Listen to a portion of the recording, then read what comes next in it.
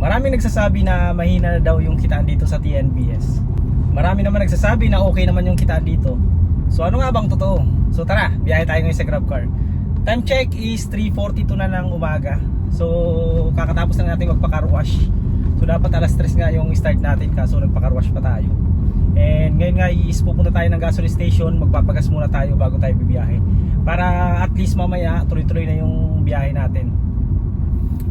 So abangan nyo kung magkano tayo. Target biyahe ko ngayon maka 9 hours or 8 hours lang na biyahe. So tingnan natin kung magkano tayo pag nakauwi na tayo mamaya sa bahay. So let's go. Yan na guys, may first booking na tayo.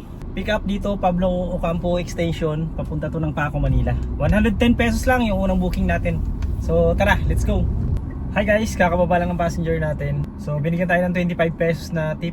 So tara, let's go, hanap tayo ulit ng panibagong booking. Next booking natin dito Ermita, papunta ng Pandacan. Yung fare nito is 110 pesos ulit. So tara, pick upin lang natin si passenger. Next booking natin dito Pandacan, Manila, papunta ng Comembo, Taguig. Ang fare nito is 258 pesos. Tara, pick upin lang natin si passenger. Next booking natin dito rin Comembo, papunta to ng McKinley. Ang fare is 132 pesos.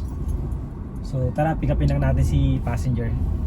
Next booking natin dito Ridgewood, Taguig, papunta to ng Makati Med.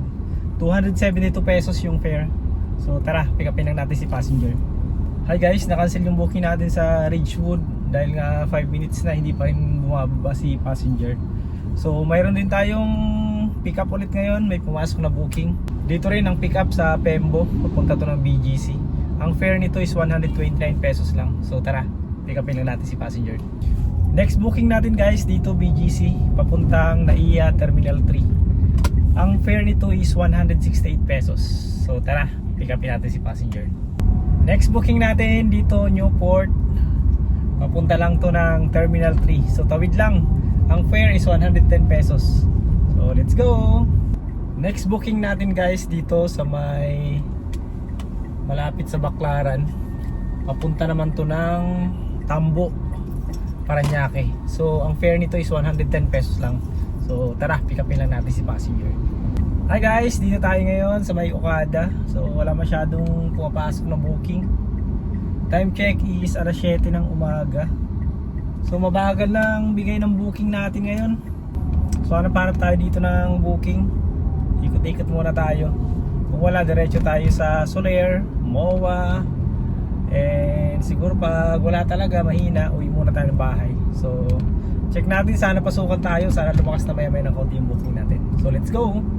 Next booking natin dito Harbor Square, Jollibee, papunta ng Pasay lang din to, 110 pesos.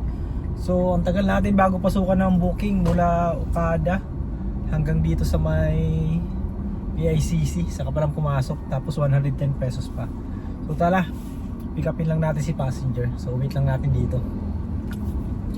Let's go. Next booking natin guys dito lang Del Pilar Street dito sa Manila, papunta ng EYAC. Ang fare nito is 201 pesos. So tara, pick upin lang natin si passenger. Next booking natin guys dito Pedro Hill, papunta naman ng Triumph sa may Hill Puyat. So tara, pick upin lang natin si passenger. Ang fare pala nito is 111 pesos. So medyo matumal ang booking ngayon. Hindi ko alam kung bakit, araw naman ng Friday ngayon. So wala na yatang pasok mga estudyante. At saka yung government employee, alam ko walang pasok sila pag Friday. So tara, pick upin lang natin si passenger. Next booking natin guys, Madison Square dito sa may Pablo Ocampo, papunta lang ng New Coast Hotel sa may Pedro Hill. Ang fare nito is 170 pesos. So tara, pick upin lang natin si passenger. Time check guys is 8:54 na ng umaga. So mag alas 9 na. Medyo matumal ngayon, araw ng Friday. So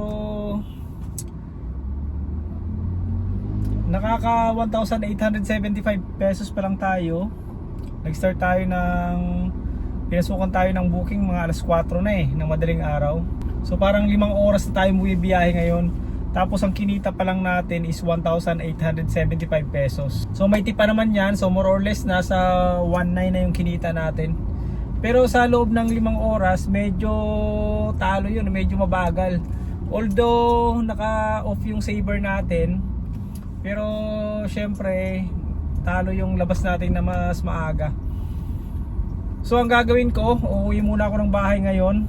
Tapos mamayang hapon mag-online na lang ako ulit. Siguro mga alas 4 hanggang alas 9 or alas 10 ng gabi. Para kahit pa paano hindi sayang yung oras natin. So ganun lang naman dito guys, sa pagbibiyay sa TNBS. So kailangan dapat marunong ka maglaro ng oras. Huwag mong pipilitin pag hindi talaga kaya. Dahil nga sayang talaga. Sayang sa gas, sayang sa effort, sayang sa oras. Kung walang booking, pwede kang umuwi. Tapos possible naman yan pagkaganyan sa hapon lumalakas yan kasi yung mga driver pag mahina ang booking sa umaga nagsisiuwian yan. So possible sa hapon kukunti na lang yung buwibiyahe. So mataas yung demand, maraming booking, medyo mataas ang pamasahe.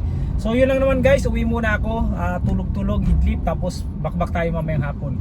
So tara, let's go!